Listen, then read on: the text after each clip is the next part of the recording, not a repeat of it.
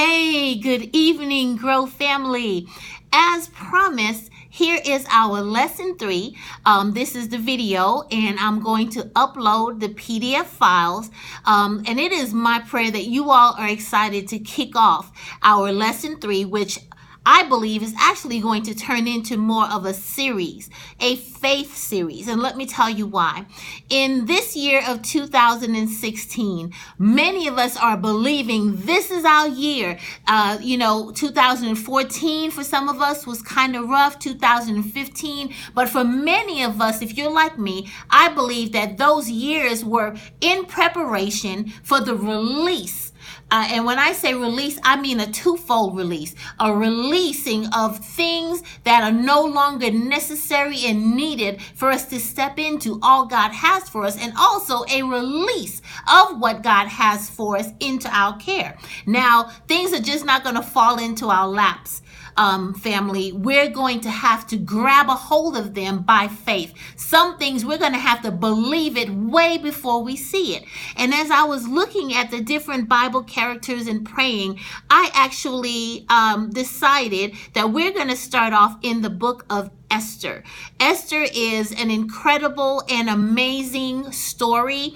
Our reading is going to be in Esther chapter 2, but I do encourage you to read the entire book of Esther. It's not a very long book at all, but the story is amazing because in there are 3 things that I pulled out for our study. 3 things that are associated with our faith. Number 1 is faith and favor. You know, whenever there is the favor of God in our lives, we have to exercise faith in order to truly walk in the favor. Also, faith and humility. Once we recognize what God has placed in and on our lives, it is essential that we remain humble and teachable. And then also faith in our preparation. Just because God has placed a call or we recognize his favor on our life doesn't mean that we're ready to step right into what he's called us into. For many of us, most of us, there is a preparation period that must happen. And we will see in the book of Esther and in our reading that she does have God's favor. She does remain extremely humble and obedient. And there is a time of preparation that she must endure before going before the king. And it's the same with us. We also have a time of preparation that we must embrace in order for God to use us the way that he sees fit. And here's the really cool thing about Esther.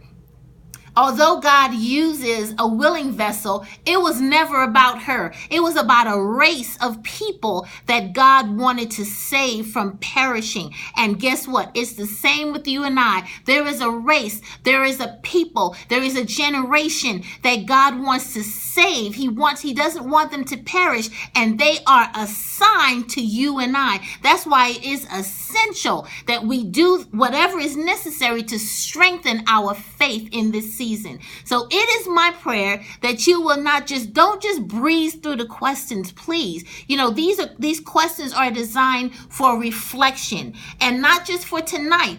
It is my prayer that you will continue to read and reread over the next week, however long it takes for this message to become yours, for you to see yourself as the Esther.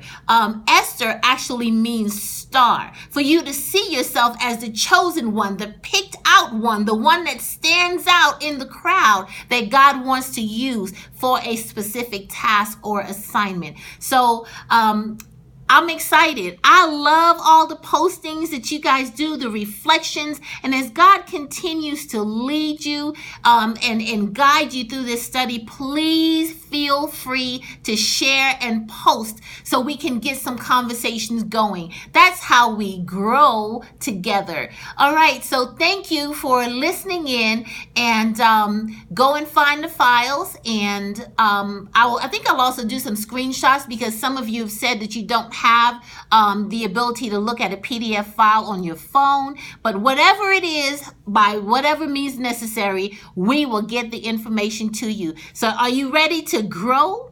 Ready, set, grow. Talk with you guys later. Bye.